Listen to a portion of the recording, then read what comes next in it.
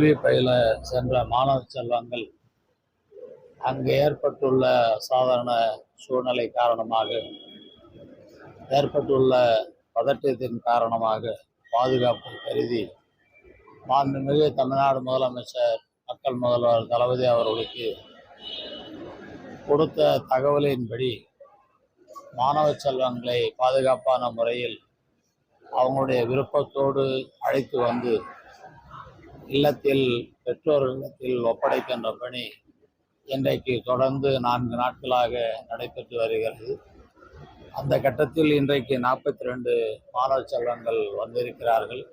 இதை தொடர்ந்து 21ஆம் தேதி 49 மாணவர்களும், 22ஆம் தேதி 82 மாணவர்களும், 23ஆம் தேதி 35 மாணவர்களும், இன்றைக்கு 42 ஆக ஒட்டுமொத்தமாக இதுவரையிலும் 208 பேர் மாணவர்களை அழைத்து வந்திருக்கின்றோம்.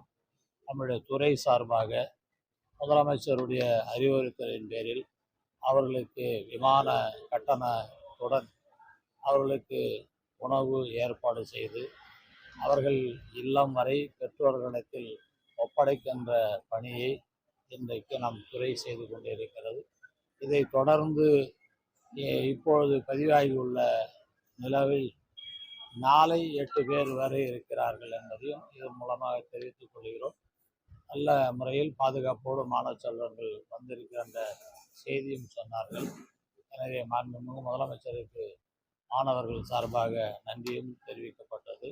பெற்றோர்களும் பல பேர் தொலைபேசி மூலமாக எங்கள் வீட்டு பிள்ளைகளை பத்திரமாக பாதுகாப்போடு அழைத்து வந்து இல்லங்களில் ஒப்படைக்கின்ற பணி மகத்தான பணி. எனவே மாண்புமிகு முதலமைச்சருக்கு எங்கள் சார்பாகவும் எங்கள் குடும்ப சார்பாகவும் நாங்கள் நன்றியை தெரிவித்துக் கொள்கிறோம் என்று செய்தி சொல்லியிருக்கிறார்.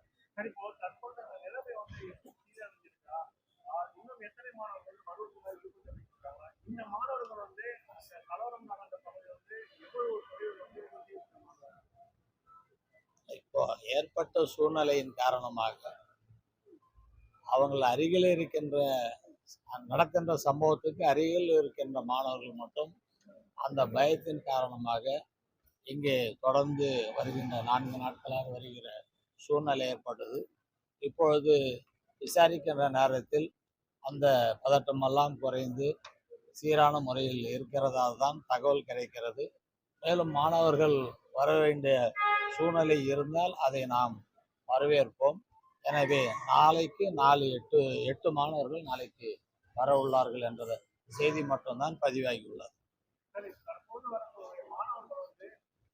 மீண்டும் இங்கு வந்து கல்வியை தொடர்வதற்கான விருப்பங்கள் தெரிவித்தா அரசாங்கம் ஏதேனும் உதவி செய்ய அந்த சந்தேகத்துக்கு இப்போ இடம் இல்லை. இப்போ அங்கே இருக்கிற சூழ்நிலையை கருதி தான் அந்த மாணவர்கள் வந்திருக்கிறார்களே தவிர மீண்டும் அந்த மாணவர்களை கேட்டதற்கு தொடர்ந்து இது ஓரிரு மாதங்களில் அது சரியானவுடன் மீண்டும் சென்று அங்கே கல்வியை தொடருவோம் என்றுதான் மாணவர்கள் தெளிவாக சொல்லியிருக்கிறார்கள்.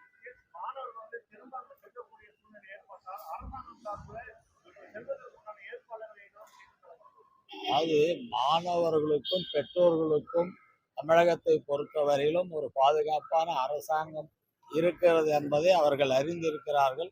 மேலும் அந்த அச்சம் வரக்கூடாது என்பதற்காக தான் எந்த விதமான ஒரு சந்தேகங்கள் உருவாக்கக்கூடாது என்ற நிலை அறிந்துதான் மாண்புமிகு முதலமைச்சர் அவர்களை பாதுகாப்போடு அழைத்து வாருங்கள் என்று சொல்லியிருக்கிறார்கள்.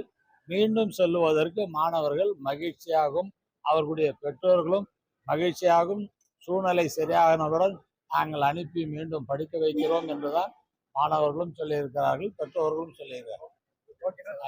என் பேர் கோகுலநாதன், மாவட்டம் வந்து தேனி டிஸ்ட்ரிக்ட். நான் வந்து கம்யூனிட்டி பேஸ்ட் மெடிக்கல் காலேஜ் பங்களாதேஷில் படிக்கிறோம். அங்கே கொஞ்சம் ப்ராப்ளம் ரொம்ப அதிகமாக இருந்துச்சு. தமிழ்நாடு கவர்மெண்ட்டை டைரெக்டாக கான்டாக்ட் பண்ணோம். ஹெல்ப்லைன் நம்பருக்கு அசோக் குமார் சாரும் லலிதா மேம்க்கு ரொம்ப தேங்க்ஸ். அடுத்து மினிஸ்ட்ரிக்கில் இருக்க எல்லாத்துக்கும் தேங்க்ஸ். அடுத்து காலேஜ்லேருந்து அந்த பார்டருக்கு அகர்தலா பார்டருக்கு வந்து ஆம்புலன்ஸில் அரேஞ்ச் பண்ணி ஆம்புலன்ஸில் நாங்கள் வந்தோம் 33 பேர். ப்ளஸ் அங்கேருந்து பார்த்தீங்கன்னா திரிபுரா கவர்மெண்ட் தமிழ்நாடு சொல்லி ஹெல்ப் மூலிமா ஸ்டே ஃபுட்டு எல்லாமே அவங்களே அசம்பிள் எல்லாமே பண்ணிட்டாங்க. கெஸ்ட் ஹவுஸில் தான் தங்க வச்சாங்க.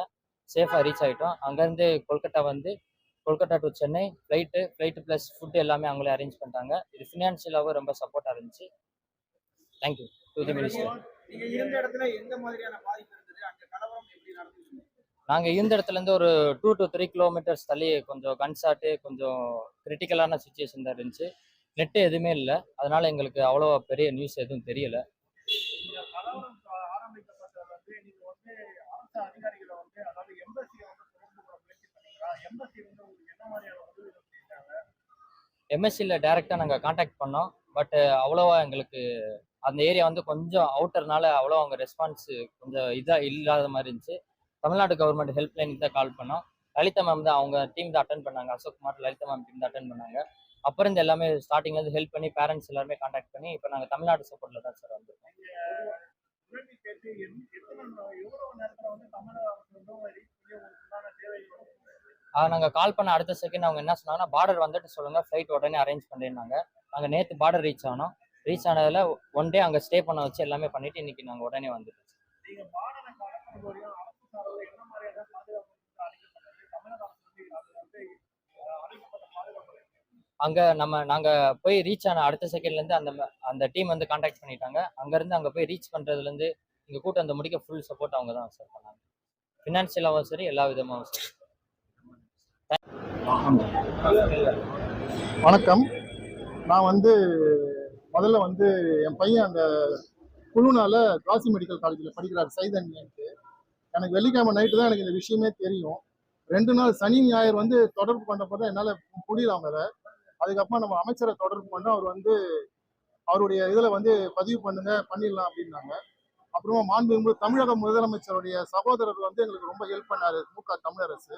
அவர் மூலியமா திங்கட்கிழமை மத்தியானம் காலேஜில் கூப்பிட்டு இந்திய மாணவர்கள் 200 பேருக்கு கிட்டத்தட்ட இந்தியாவுக்கு கொண்டு வரதுக்கு ஏற்பாடு பண்ணிட்டாங்க நம்ம தமிழக அரசு தான்.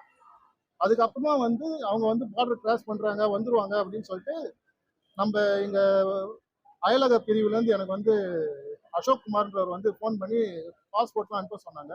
அதுக்கு ஐயா முழு முயற்சி எடுத்தாங்க. இந்த நேரத்தில் தமிழக முதலமைச்சர் மு.க. தமிழரசு ஐயா, அப்புறமா அமைச்சர், போலீஸ், காவல்துறையினர் எல்லாருக்கும் நான் நன்றியை தெரிவிச்சுக்கிறேன். அவங்க காலேஜுக்கு பக்கத்துலேயே ஒரு 10 அசால்ட் நடந்துருக்குறாங்க. நியர்லி ஒரு 10 to 15 மீட்டர்ஸில் 10 பேர் இறந்துருக்குறாங்க. இவங்களை தொடர்பு பண்ணல, 3 நாள் சாப்பிடாம இருந்திருக்கிறாங்க. அதனால தான் நான் பண்ண உடனே ரொம்ப துரிதமாக இந்தியா ஃபுல்லாக இருக்கிற அத்தனை பேர் அவங்க காலேஜ்லேருந்து நேற்று 4 பஸ்ஸில் கிளம்பி இங்கே வந்துட்டு இருக்காங்க. இவங்களுடைய அக்காமடேஷனில் ஃபுட்டில் எல்லாமே இங்கே வச்சிருக்கிறாங்க. ரொம்ப சிறப்பாக செஞ்சுருக்கிறாங்க. எந்தவித குறையுமே இல்லை. தமிழக அரசை பொறுத்த வரைக்கும் எந்தவித குறையும் இல்லாமல் எங்கள் பசங்களை பாதுகாப்பாக ரொம்ப அருமையாக எடுத்துன்னு எங்ககிட்ட ஒப்படைச்சிருக்கிறாங்க. இன்னும் எல்லா இடத்துக்கும் போகிறதுக்கும் வெஹிக்கல் ரெடி பண்ணியிருக்கேன்னு சொல்லி அனௌன்ஸ் பண்ணியிருக்கிறாங்க. அதனால் இந்த நேரத்தை சிறந்தாழ்ந்த நன்றியை தெரிவித்துக் கொள்கிறேன்.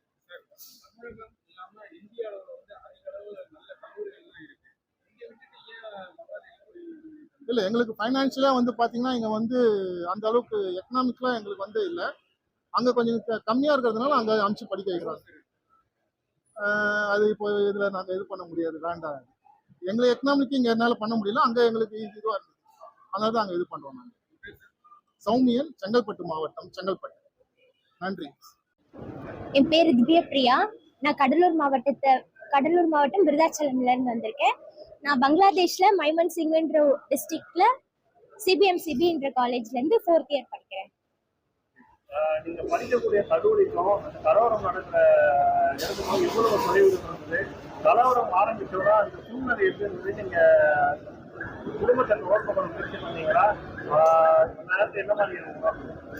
எங்க காலேஜ்ல இருந்து ஒரு 2-3 கிலோமீட்டர்ஸ் கிட்டதான் இது எல்லாமே நடந்துச்சு.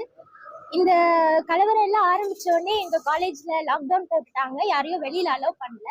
ஸோ அதனால வெளியில என்ன நடந்ததுன்னு எங்களுக்கு தெளிவா தெரியல. ஆனா ஏதோ பெருசா நடந்திருக்குன்னு மட்டும் தெரியும். எங்களுக்கு இன்டர்நெட் ஃபுல்லா கட் பண்ணிட்டாங்க. அதனால எங்க வீட்டுல தொடர்பு கொள்றது கொஞ்சம் கஷ்டமா இருந்துச்சு.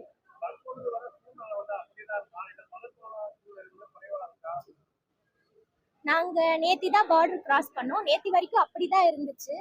இனிமே சரியாகும்.